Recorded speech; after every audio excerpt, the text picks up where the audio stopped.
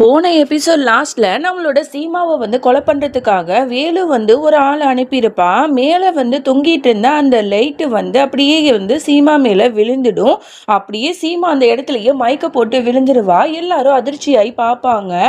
அப்பதான் நம்மளோட துர்காக்குமே ரொம்ப அழுகையா வரும். ஐயோ நம்ம பெரிய தப்பு பண்ணிட்டோமேன்னு சொல்லிட்டு அழுதுட்டு இருப்பா. அப்ப கரெக்டா பார்த்தா நம்மளோட சீமாக்கு எதுவுமே நடந்திருக்காது. இது எல்லாத்தையுமே வீடியோல வேலு பார்த்துட்டு இருப்பான். என்னடா அது, இந்த சீமா எந்திரிச்சு வராளே அப்படிங்கிற மாதிரி பயங்கரமா கோவப்பட்டு இருக்கான். அப்பதான் எங்க வீட்டுல காட்டுறாங்க, சீமாக்கு எந்த அடியும் பட்டிருக்காது. அந்த லைட்டு விழுந்ததுக்கு பக்கத்துல தான் அவன் விழுந்திருப்பா. அதனால அவன் மேல எந்த அடியும் பட்டிருக்காது. உடனே எல்லாரும் பதறாங்க. மாமியாக்காரங்களாம் என்னமா ஆச்சு, நான் ரொம்ப பயந்துட்டேமா அப்படிங்கிறாங்க. இல்லத்த நான் எனக்கு அடியெல்லாம் படல அப்படிங்கிற மாதிரி அவளும் சொல்றா. ரோஹிணி அழுதுட்டு இருக்கதை பார்த்துட்டு, ரோஹிணி ஏமா அழுற, நான் நல்லா தான் இருக்கேன் அப்படின்னு சொல்லிட்டு இருக்கான். அதோட அந்த ஃபங்க்ஷனை ஒரு வழியா முடிச்சு விட்டுட்டு எல்லாரும் அவங்கவுங்க ரூமுக்கு போறாங்க. அப்பதான் ரோஹிணி ரொம்ப வருத்தப்பட்டு அழுதுட்டு இருக்கா. என்ன பண்றது, இப்ப ரொம்ப தப்புக்கு மேல தப்பா நடந்துட்டு இருக்கு, என்ன பண்றதுன்னு யோசிச்சுட்டு இருக்கா. அப்ப கரெக்டா சீமா என்ன துர்கா, ஏன் ஒரு மாதிரி இருக்கு, என்ன ஆச்சு, எதா இருந்தாலும் சொல்லு அப்படின்னு சொல்லும் போது, இல்லக்கா நான் நல்லா தான் இருக்கேன் அப்படின்னு சொல்லும் போது, எனக்கு நல்லாவே தெரியும் இன்னைக்கு நடந்த விஷயம் சாதாரண விஷயம் இல்ல, இது யாரோ ஒருத்தவங்க பண்ணாங்கன்னு எனக்கு நல்லாவே தெரியும், என்னாச்சு, யாராவது ஒண்ணு மிரட்டுறாங்களா அப்படின்னு கேட்ட உடனே அப்படியே துர்கா அழுதுட்டு எல்லாத்தையும் சொல்ல வர. கரெக்டா வேலு கால் பண்றான்னா உடனே ஸ்பீக்கர்ல அதை போட்டு விட்டுடுறா. வேலு மிரட்டுறான். இந்த பாரடி எப்படி அந்த சீமாவை நான் கொலை பண்ணலான்னு ஆள் அனுப்புனேன், ஆனா அவ தப்பிச்சிட்டாளா, இதை விட நான் சும்மா இருக்க மாட்டேன், உன் தம்பியை நான் என்ன பண்றேன்னு பாரு அப்படின்னு சொல்லிட்டு அவன் கடத்தி வச்சிருந்த எல்லா உண்மையுமே சொல்லிடுறான். அதோட இந்த விஷயத்த கேட்ட சீமாக்கு பயங்கரமா ஷாக் ஆகுது. அவன் போனை கட் பண்ணிட்டு, என்னது இது, என்ன நடந்துட்டு இருக்கு, இந்த விஷயத்த ஏன் என்கிட்ட மறைச்ச, என்கிட்ட நீ முன்னாடியே சொல்லியிருக்கலாம்ல அப்படின்னு சொன்னா. இல்லை இந்த மாதிரி நான் சொன்னா என் தம்பி அவன் கொலை பண்ணிடுவேன்னு மிரட்டினா, அதனாலதான் நான் எதுவும் சொல்லலைக்கா, இப்ப என்ன பண்றதுன்னு எனக்கு ஒண்ணுமே புரியல அப்படின்னு அழறா. நீ ஒன்றும் கவலைப்படாத, உனக்கு துணையா நான் இருக்கேன், நம்ம பார்த்துக்கலாம் அவனை, நான் என்ன பண்றேன்னு பாரு அப்படிங்கிற மாதிரிலாம் இந்த சீமா பேசிட்டு இருக்கா. அதோட இங்க சித்தார்த்தை தான் காட்டுறாங்க. அவன் ரோஹிணியை நினைச்சு ரொம்பவே அழுதுட்டு இருக்கான். ரோஹிணி, ஏன் ரோஹிணி இவ்வளவு சீக்கிரம் என்னை விட்டு போனேன் அப்படின்னு சொல்லிக்கிட்டு அவன் ரொம்ப வருத்தப்படுறான். அவங்க ரெண்டு பேரும் ஒன்னா இருந்த எல்லா மெமரிஸையுமே நினைச்சு பார்த்து அழறான்.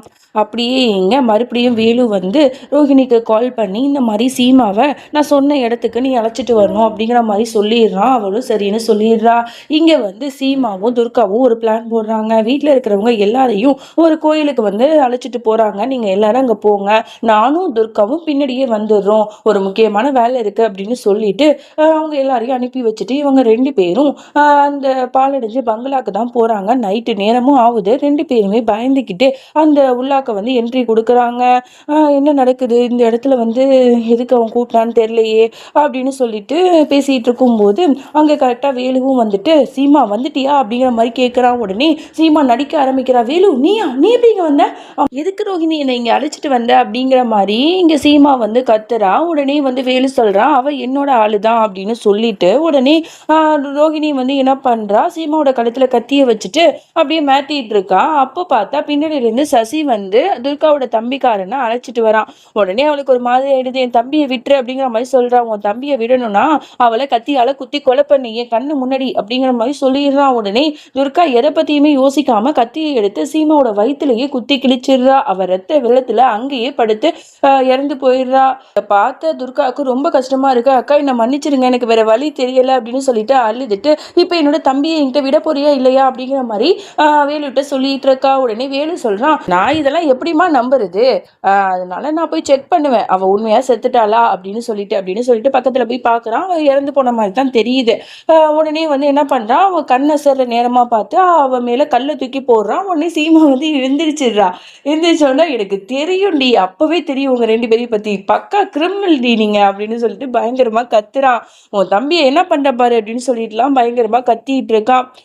அப்பதான் என்ன நடந்துச்சுன்னு காட்டுறாங்க. ஆக்சுவலி வீட்டுல இருக்கும் போதே சீமாவும் துர்காவும் ஒரு பிளான் பண்ணியிருப்பாங்க. இந்த மாதிரி இது ஒரு ஃபேக்கான ஒரு கத்தி தான், இந்த கத்தியை நீ வயிற்றுல குத்துனா எனக்கு எதுவுமே ஆகாது, ஆனா நம்ம ரத்த வர மாதிரிலாம் செட்டப் பண்ணிட்டு நம்ம பக்காவா அங்க போகலாம், ஓகேவா, அப்படின்னு சொல்லிட்டு பிளான் பண்ணி தான் போயிருப்பாங்க. இவன் வந்து வேலு வந்து செம ஷார்ப் இல்லையா, நல்லா கண்டுபிடிச்சிட்டான். உடனே அவனுக்கு பயங்கரமா கோவம் வருது. உன் தம்பியை என்ன பண்ண பாரு அப்படின்னு சொல்லிட்டு அவனை வந்து கொலை பண்றதுக்காக திரும்பி பார்க்கறான். பார்த்தா அங்க வந்து சசி என்ன பண்ற, தம்பிக்காரனை கூட்டிட்டு ஓடிடுறா. உடனே வேலு அவனை துரத்திட்டே போயிட்டு, எவ்வளவு திமிரடி உனக்கு, எதுக்கடி அவனை கூட்டு வரணும்னு கேட்டா, அந்த பாரு வேலு அவன் சின்ன பையன், அவனை போய் நீ வந்து இந்த மாதிரிலாம் பண்ணாத அப்படின்னு சொன்னா, நீ போடி அப்படின்னு சொல்லிட்டு அவனை அப்படியே பிடிச்சி தள்ளி விட்டுறான். அவன் தலையில அடிபட்டுடுது. அதோட தம்பிக்காரனை வந்து அப்படியே வந்து கூட்டு போறான். அப்ப கரெக்டா வந்து நம்ம துர்கா வந்து கரெக்டா அந்த சசி கிட்ட வரா. என்னாச்சு சசி அப்படின்னு கேட்கிறா. இந்த மாதிரி உன் தம்பியை வந்து வேலு எங்கேயே அழைச்சிட்டு போறான், நான் உனக்கு எப்படியாவது போலீஸ்ல வந்து பிடிச்சி கொடுத்துறேன், போலீஸ்க்கு கால் பண்ணிட்டேன், பட் இருந்தாலும் உன் தம்பியை நீ தான் காப்பாத்திக்கணும் அப்படிங்கிற மாதிரி சொல்லிடுறா. உடனே துர்காவும் வந்து எங்க பார்த்தாலும் போயிட்டு அவனை தேடிட்டு ரோட்டுக்கே போயிடுறா. எங்கேயுமே அவனை காணும். என்னடா அது எங்க போனாலும் தெரியலையே அப்படின்னு பார்க்கும்போது எதுக்கு அப்பல தம்பிக்காரன் அக்கா அப்படின்னு சொல்றான். தம்பி ஓடிவாடா அப்படிங்கிற மாதிரி அவளும் வந்து கையை பிடிச்சிக்கிறா.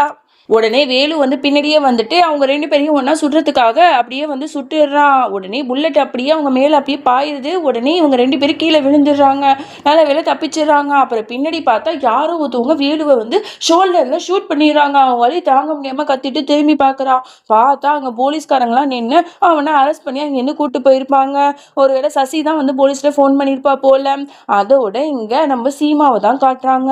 அவ அந்த பூத் பங்களாலேயே மாட்டிக்கிட்டா. வந்து பார்த்துட்டு இருக்கா. எங்க பார்த்தாலும் இருட்டா இருக்கு.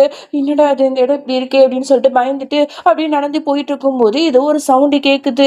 என்ன இது, ஏதோ சவுண்டு கேட்குது, ஏதோ ஒரு பொண்ணோட குரல் மாதிரி இருக்கே அப்படின்னு சொல்லிட்டு அவளும் வந்து ஒரு கதவு கிட்ட ஒளிஞ்சுக்கிட்டு பாக்குறா. அங்க பார்த்தா யாரோ ஒரு பொண்ணை கட்டி வச்சிருக்காங்க. அப்ப ஒரு ரவுடி பையன் வந்து சாப்பாடை வந்து அப்படியே வந்து கீழே தள்ளி விட்டு, இந்தாடி இதை நீ சாப்பிடு அப்படிங்கிற மாதிரிலாம் அதட்டுறான்.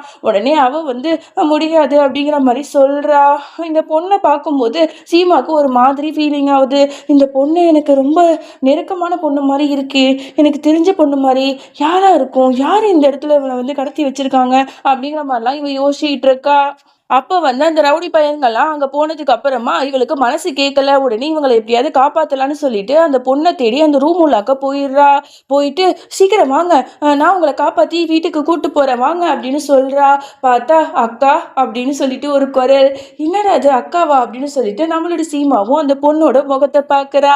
அந்த இடத்துல தான் பயங்கரமான ட்விஸ்டே ரிவீல் பண்ணுறாங்க. லைட்டு வெளிச்சத்தில் அந்த பொண்ணு யாருன்னு காட்டுறாங்க. அது நம்மளோட உண்மையான ரோஹிணி தான். ரோஹிணியை பார்த்த உடனே சீமாக்கு பயங்கர ஷாக்கு. இது கனவா நிஜமா அப்படின்னு சொல்லிட்டு அதிர்ச்சியில உறைஞ்சு போய் நிக்கிறா. ரோஹிணி நீயா அப்படின்னு சொல்லிட்டு பதறிக்கிட்டு அவளை கட்டி பிடிச்சிட்டு அழ ஆரம்பிக்கிறான். உன்னை என்னம்மா இந்த நிலைமையில ஆக்கி வச்சிருக்காங்களே, என் கண்ணை என்னால நம்பவே முடியல, உன்னை இறந்து போயிட்டேன்னு சொல்லி தானே நம்ம வீட்டுல எல்லாம் நினைச்சிட்டு இருக்கோம், நீ உயிரோட தான் இருக்கியா, நீ வந்து யாரும் அந்த ரவுடி பசங்க அப்படின்னு சொல்லிட்டு கேள்விக்கு மேல கேள்வியா கேட்கிறா. ஆனா ரோஹிணியால பேசவே முடியல. சரி சரி நீ ஒன்னும் கவலைப்படாத, உன்னை எப்படியாவது இங்க இருந்து அழைச்சிட்டு போயிடுறேன், உன் அக்கா நான் இருக்கேன்டா அப்படின்னு சொல்லிட்டே இருக்கா. அப்போ பார்த்தா அங்கே ரவுடி பசங்கள்லாம் வர மாதிரி சவுண்டு கேட்குது. அப்போ வந்து அவங்க எல்லாரையுமே பயங்கரமாக சண்டை போட்டு அப்படியே அடிச்சு போடுறா. அடிச்சு போட்டுட்டு ரோஹிணியை வந்து அந்த இடத்துலேருந்து காப்பாற்றுறதுக்கு நம்மளோட சீமா ரொம்ப போராடிட்டு இருக்கா. அதோட இந்த பாட்டை நம்ம முடிச்சுக்கலாம். இதுக்கப்புறம் என்ன நடந்துச்சு, நம்மளோட ரோஹிணியை அந்த ரவுடி பசங்கள்கிட்டேருந்து நம்மளோட சீமா காப்பாத்தினாலா, இதுக்கப்புறம் என்னெல்லாம் நடந்துச்சு அப்படின்னு சொல்லிட்டு நம்ம நாளைக்கு பார்க்கலாம். இந்த எபிசோடு எப்படி இருந்துச்சுன்னு சொல்லிட்டு மறக்காம கீழே கமெண்ட் பண்ணுங்க. நெக்ஸ்ட் வீடியோவில் பார்க்கலாம். பாய்.